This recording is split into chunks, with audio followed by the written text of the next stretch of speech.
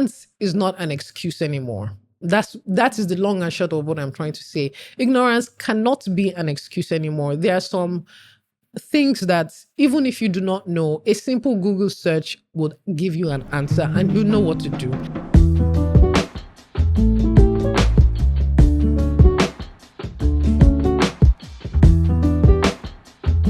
Hi guys, welcome to episode 2. You can see now how my laziness usually comes into play, because the first episode I recorded it sometime in November and this is the end of December. In 2025, one of my resolutions is to be more consistent with this and very, very intentional. That is one. Anyway, so far, this is the end, probably the second to the last day in 2024. And before this episode is out, this is going to be 2025. So this is one of the reasons why I even want to conduct this. I want to even talk about the topic for today. But before I get into that, I want to talk a little bit about what has been going on with me. Now, this is the festive period, 30 December. Everybody is everywhere doing whatever it is and whatnot. I've been indoors. Very, very sad story. Someone asked me yesterday how my festive period has been, and my answer was, it's been terrible. I wanted it to be more than... I had plans. I tried to run with those plans, but unfortunately, the partner that I had to do some of these things with is a very terrible person, one of my classmates in school. Things did not turn out to be the way I expected them to be, and I just decided to stay indoors as opposed to just wasting money and not actually having a good time. I need bad friends. I need wayward friends that would actually show me the way in this whole going out and all of that, because I'm tired of this introvert life. I'm always indoors, and I think it's already reaching here for me. But anyway, I feel like come 2025, I want to be more intentional with meeting people and hanging out with people, because there's a hangout today that I kind of turned down on because I did not want to go alone. Anyway, next time I'm going to be brave enough to go by myself. But that aside, it's not been a terrible year. At least the one goal that I set to start this year was to start this podcast, and I did, and I'm happy about that. So yay. Today, I'm going to be talking about a topic related to a woman's body and well-being, and majorly health-wise. All right. And I would have preferred to have a guest, preferably like a midwife or a nurse or pretty much a gynecologist type of person. But the people I reached out to, for some reason, their schedule did not align with this. And that is one of the reasons why I'm doing this late. And I also decided to do it by myself. I did not want that whole situation where, because I cannot get the guest for the topic, I then do not do it. And it just I keep procrastinating and on and on and on. It just continues until time goes. So I decided I'm going to do it by myself. So I did some research. I spoke to some people, and to a very good extent, I can say that the information I'm going to give is not just from my head. I actually did research. But before I get into that, I've been reading 3 books, but at the moment I've finished reading 2, but I'm going to just mention one, and that is Who Fears Death by Thandie Okorafor. Who Fears Death is a very, very interesting story. It is sci-fi, magical realism, fantasy, and things like that. So the main character's name, Onyeso, whose name actually means who fears death, is this lady that was born from violence. Her mother was raped, and she pretty much does not fit into the environment she's growing up in. She finds out she has powers, and she tries to tap into that life so as to protect herself from the evil surrounding her. So check it out if you're into things like that. So yeah, straight into what I'm going to be talking about today. A couple of weeks back, a friend of mine sent me a video, a reel on Instagram, and it was a couple in an interview. They were talking about an experience that they had that was quite emotional for them, and more specifically the woman. Now, the situation was that the lady had just given birth, and judging from the way they were talking, it was definitely her first child. They are a young couple. So she just gave birth, and 2 weeks after giving birth, her husband started making sexual advances towards her. And it was pretty obvious that she was trying to push back a little bit, but I'm sure he definitely pestered. From what she was saying, the advances continued and she just had to give in to the advances. And at the end of the day, they had sex. It was a painful process for her, but she just decided to keep quiet. She cried. And it was when everything was all said and done and the act was done that she then told her husband about it, and they were having the conversation and on the show. That was when the man said, oh, he did not know and he did not expect, he would not have intentionally put her in that situation if he knew. And pretty much things like that, trying to, I wouldn't say absolve himself, but to some extent, he's apologizing for his ignorance and saying that he would not have intentionally done that if he had known. And the first thing that even popped into my mind was like, this is 2 weeks after giving birth. If you claim you love somebody and you've watched the person through the 9 months of her pregnancy, and perhaps you were there when she gave birth, and after that as well, if you are very present and you're a sensitive person, no, ideally you should be sensitive to the person that you say you love. And judging, everything I'm saying is judging from the short back and forth that they had in that video. He seemed like he cared, but in that moment, 2 weeks after pregnancy, you cannot say that, you cannot. Now, there's a difference between saying, oh my God, I was just so horny, I wanted to have sex and I did not care what was going on at that situation with you. And also saying, oh, I do not know, I wouldn't have done it if I knew, and all of that. So those are two different things. If this man had said, honestly, I did not care in that moment and I'm sorry I put you through that, I really just wanted to have sex, I would have gone, okay, at least he's being truthful. But you see this thing where, oh my God, I'm sorry, I'm so sorry, and they all get emotional, and this one is saying all this, and then there are tears and all of that. Honestly, I do not buy into actions like that, because you see, apologizing when you know you have done something wrong, honestly, the wrong that could have definitely been avoided if you had just been affectionate would have been a different conversation entirely. Because now we're in the 21st century. Almost everything you need is on the well, maybe not almost everything, but almost every information you need is on the internet. Maybe not 100% of it, but to a very good extent, you would get in the very least 20%. And that 20% is enough to push you towards what you need to know and what you need to do. And in that situation, you cannot say your wife was not. Definitely, when someone is reluctant to not do something, you should be able to clock it. You should be able to see that she's probably not very open to this. Maybe I shouldn't push. And one thing is very sure, sometime when I was younger, in my late teenage years, there was this woman, right, from church.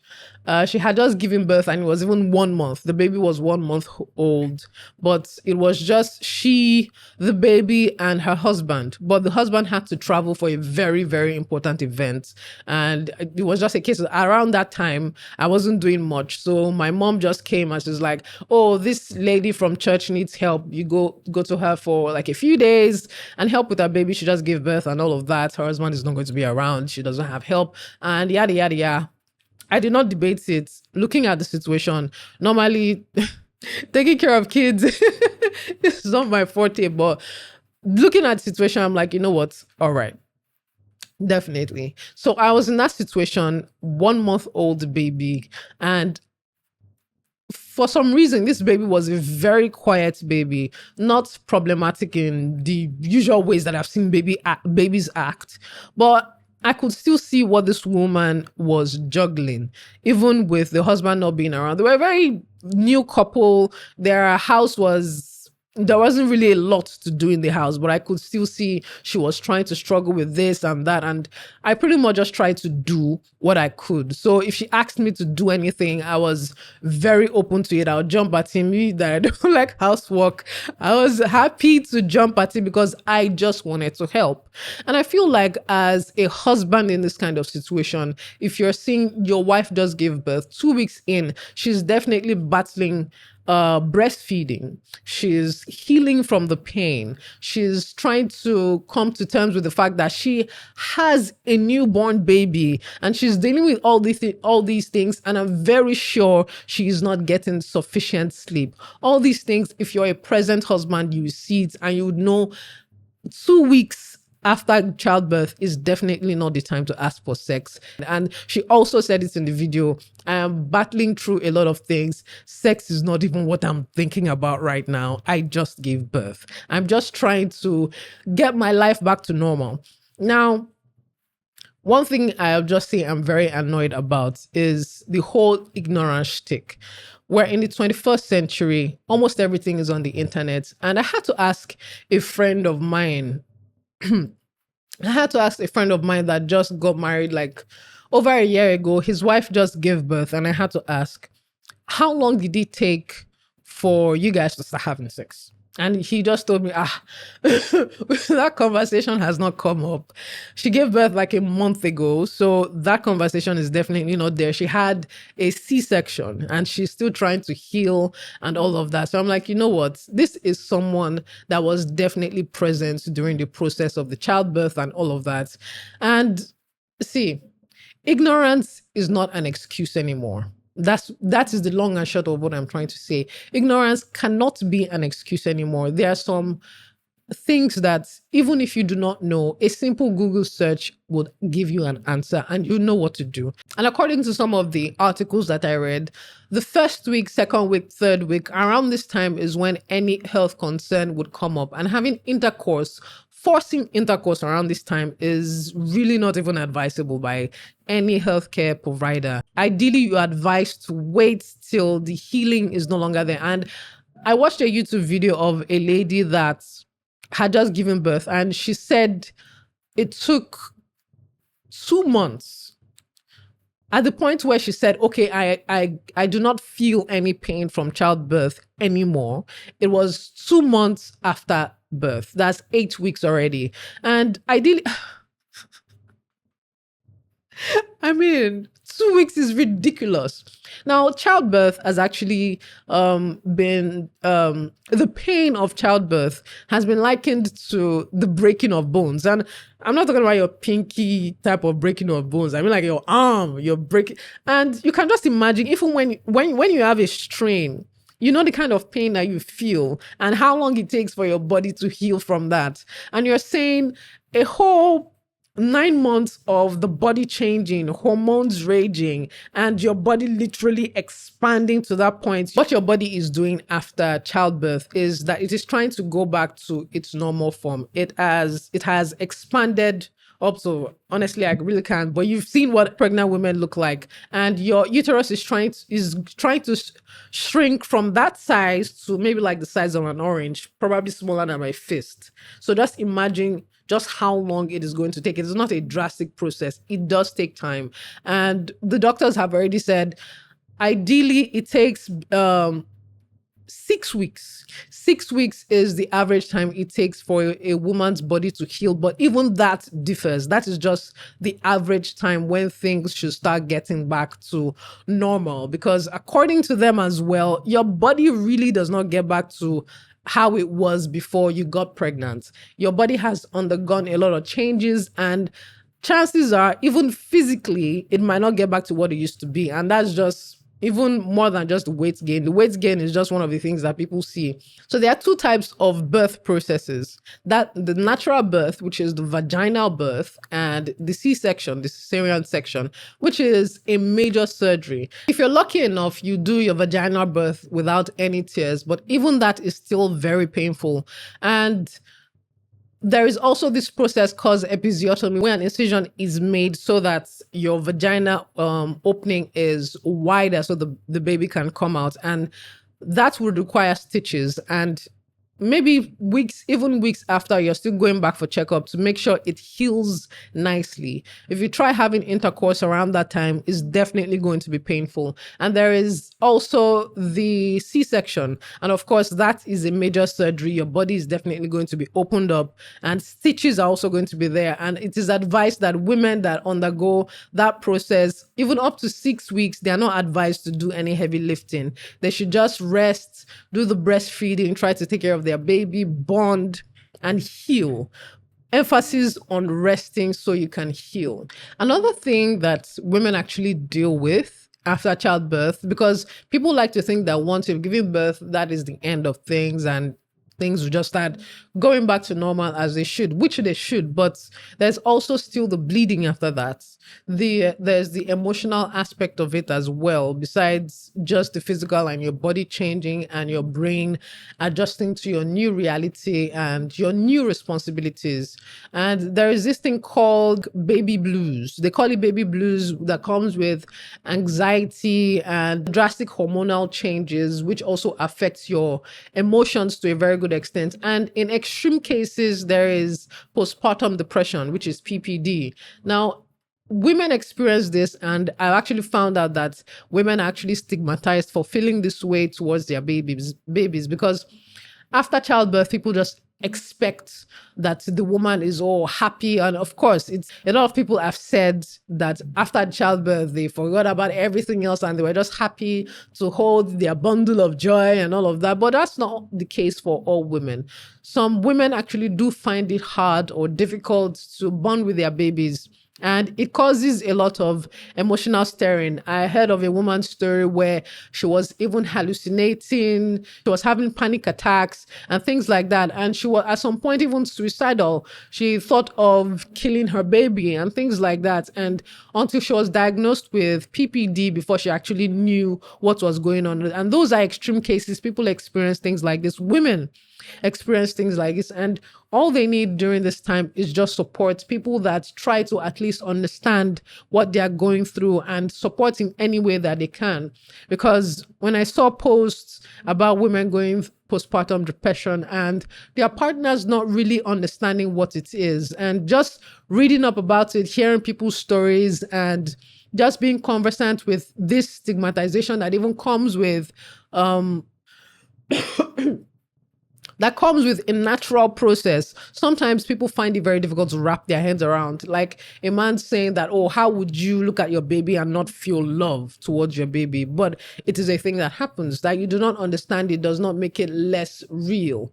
So I think we just need to be more sensitive. We need to be more affectionate to our women, showing love, support in all the ways that you can, ease her pain in any way possible. And if you cannot do any of those things, leave her, let her rest. Let her body try to adjust to the new reality that she is in. There are also other ways that you can be intimate with your wife without getting physical. You guys can cuddle, you can do the kisses and whatnot. You can get all touchy and perhaps even use toys in ways that, of course, the only way you can get through something like this is through conversations. You guys should have a talk about it.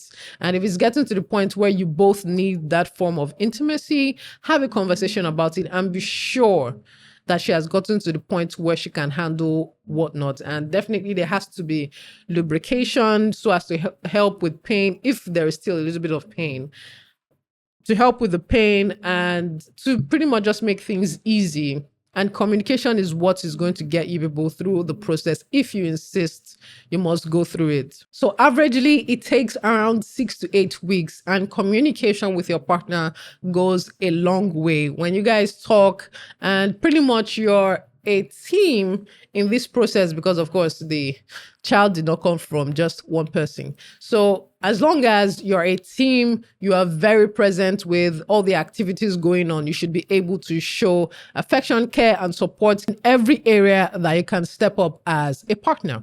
All right. So I hope that at the end of the day, I was actually able to make sense in some of these things. And please, we're in 2025. Ignorance can never.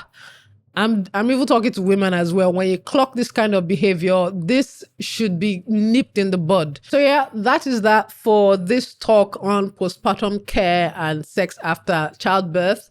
If you'd love to maybe say one or two things about this topic, drop your 2 cents, maybe like an experience that you had with someone that you know, and even on a personal level, and you like to join the conversation or you just like to share. Drop a comment on YouTube or on Spotify. I'm definitely going to read it. And don't forget to like, share, and comment on this post as well. And the sharing part is very, very important. I need more people to see this video. Please, please, and please. It will go a long way. And thank you very much in advance for doing that. And welcome to 2025, guys. Happy New Year.